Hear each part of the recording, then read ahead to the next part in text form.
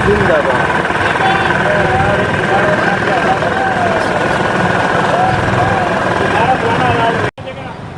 अस्सलाम वालेकुम, कैसे हैं आप सब पाकिस्तानियों। मेरी तरफ से आपको 14 अगस्त बहुत बहुत मुबारक। पाकिस्तान जिंदाबाद, पाकिस्तान पाइंदाबाद। हम लोग इस जगह अंडरपास से गुजर रहे हैं।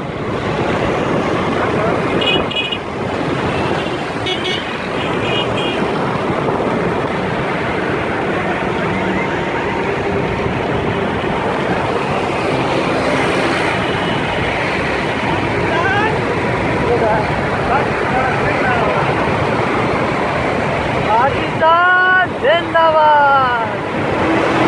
और हम लोग अंडरपास में आ गए हैं। आपको ये पता है कि हम लोग एकदम बेस कॉलोनी जा रहे हैं। हम बेस कॉलोनी में 14 अगस्त मनाएंगे। आप देखिएगा लाइव।